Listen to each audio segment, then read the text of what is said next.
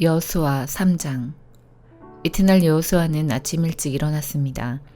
여호수아는 이스라엘 백성과 함께 시딤을 떠나 요단강까지 갔습니다. 그리고 강을 건너기 전 그곳에 진을 쳤습니다. 3일 후 지도자들이 진 사이로 돌아다니면서 백성에게 명령했습니다. 여러분은 제사장들과 레위 사람들이 여러분의 하나님 여호와의 언약궤를 메고 가는 것을 볼 것이요. 그러면 여러분은 지금 있는 곳을 떠나 그 뒤를 따라가시오. 이제 여러분은 한 번도 가본 적이 없는 길을 가게 될 것이요. 그러나 언약궤를 따라가면 어느 길로 가야 할 것인가를 알 수 있을 것이요. 언약궤를 너무 가까이 하지 말고 2000규빗 정도의 거리를 두고 따라가시오. 그 후에 여호수아가 백성에게 말했습니다. 여호와를 위해 자신을 거룩하게 하시오. 내일이면 여호와께서 여러분에게 놀라운 일을 행하실 것이요. 그리고 여호수아는 제사장들에게 말했습니다. 언약궤를 메고 백성들 앞에서 강을 건너시오. 그러자 제사장들은 백성들 앞에서 그 언약궤를 메고 갔습니다. 그때 여호와께서 여호수아에게 말씀하셨습니다. 오늘부터 내가 너를 모든 이스라엘 사람들 앞에서 큰 사람이 되게 하겠다. 그러면 백성은 내가 모세와 함께 했던 것 같이 너와 함께 한다는 것을 알게 될 것이다. 언약궤를 나르는 제사장들에게 말하여라. 그들에게 요단강가에 도착하면 물 한가운데로 들어가라고 하여라. 그리하여 여호수아는 이스라엘 백성에게 말했습니다. 이리 와서 여러분의 하나님 여호와의 말씀을 들으시오. 살아계신 하나님이 여러분과 함께 하신다는 것을 여러분은 알 것이요.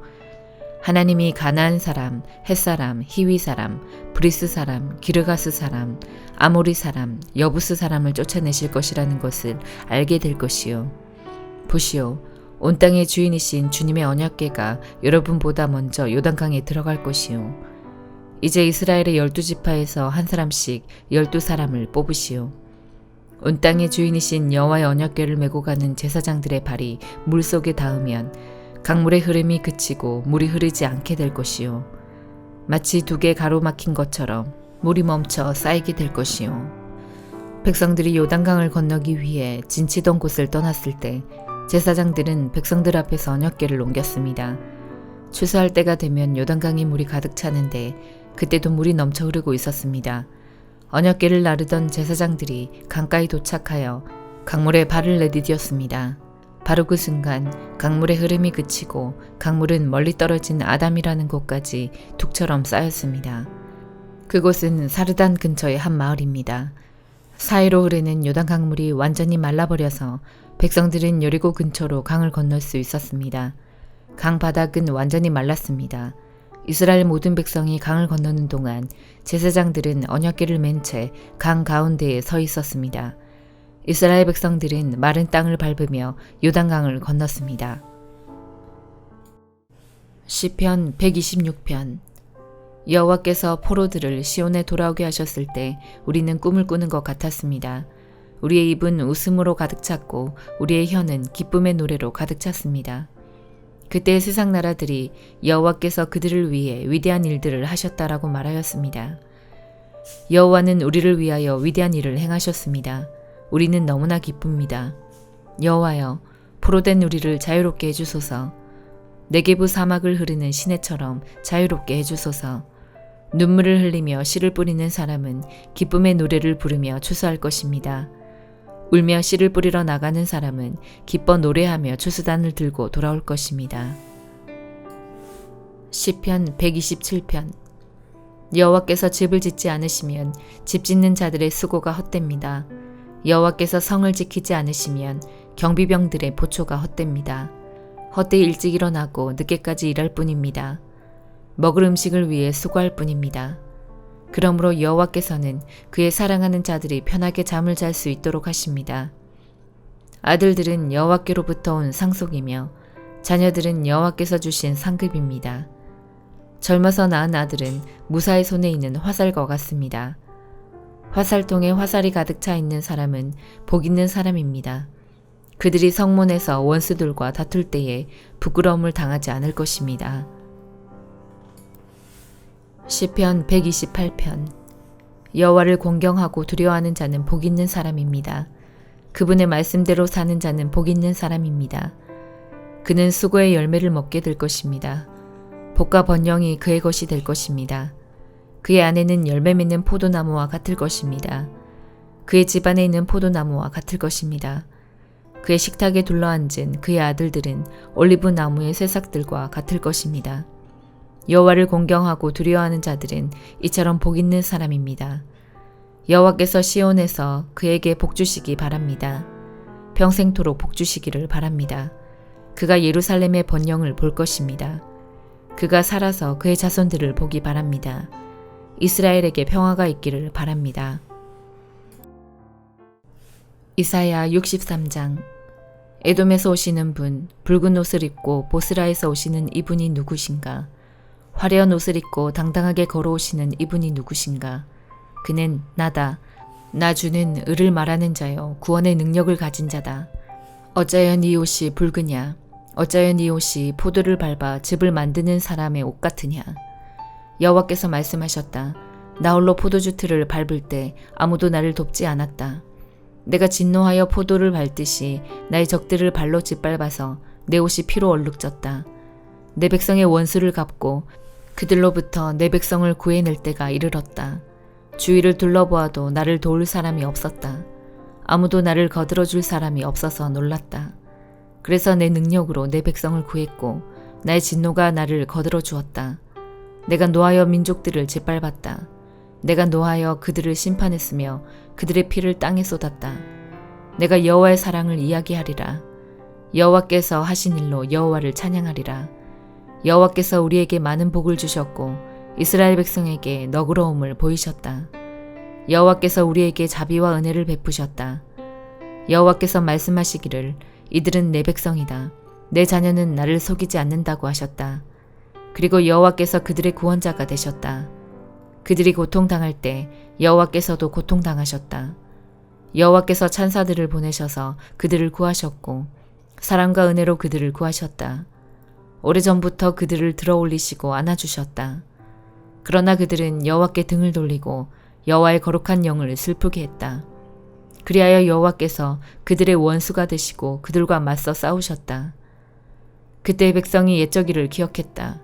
그리고 모세를 기억했다. 백성을 바다 사이로 인도하신 분이 어디에 계신가?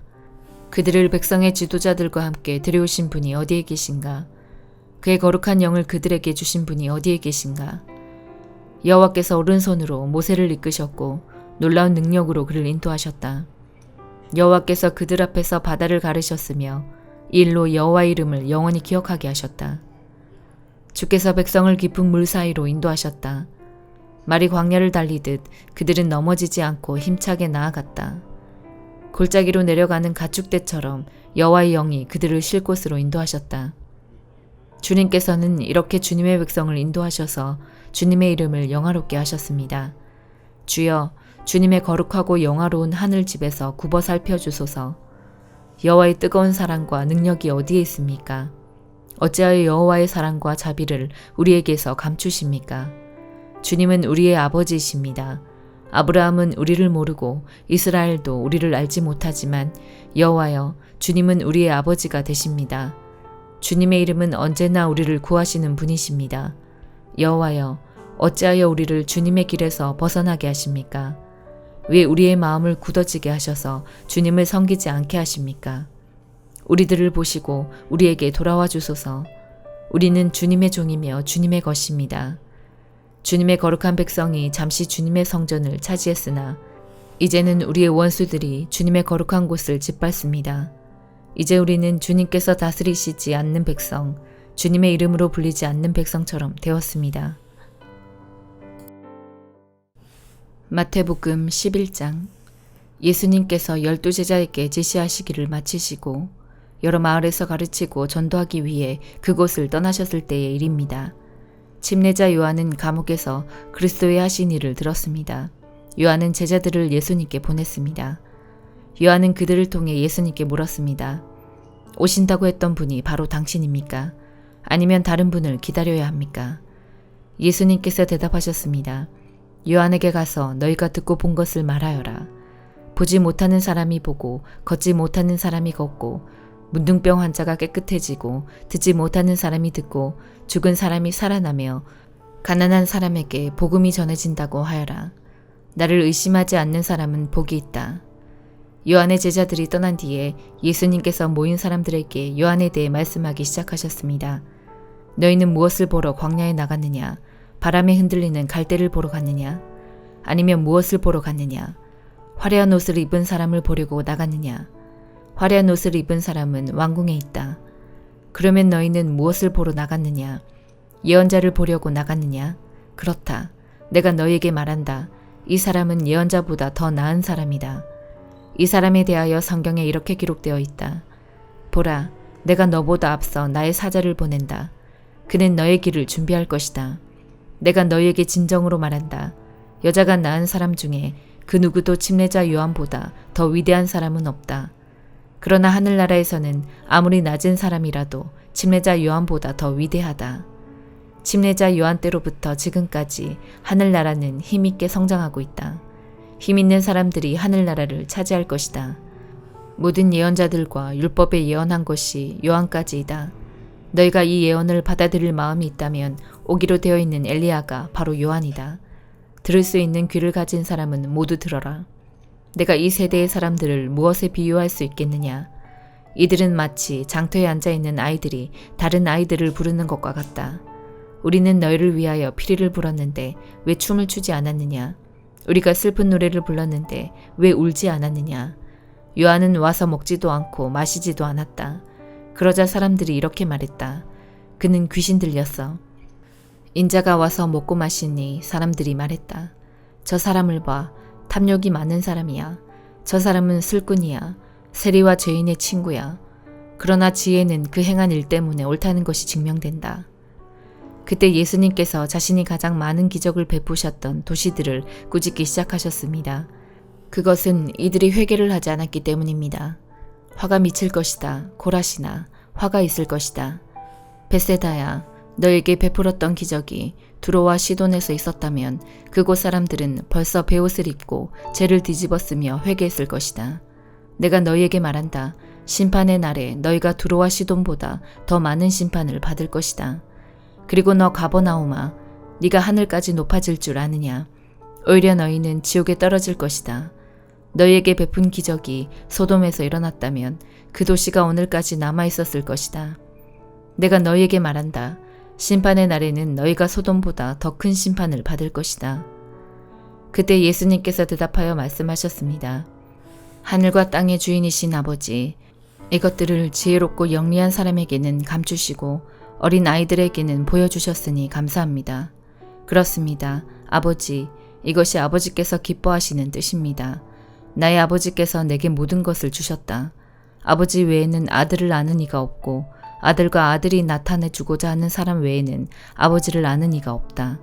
무거운 짐을 지고 지친 사람은 모두 나에게 오너라. 내가 너희를 쉬게 할 것이다. 나는 마음이 온유하고 겸손하니 나의 멍에를 메고 내게 배워라. 그러면 너희 영혼이 쉼을 얻을 것이다. 나의 멍에는 쉽고 나의 짐은 가볍다. 아멘.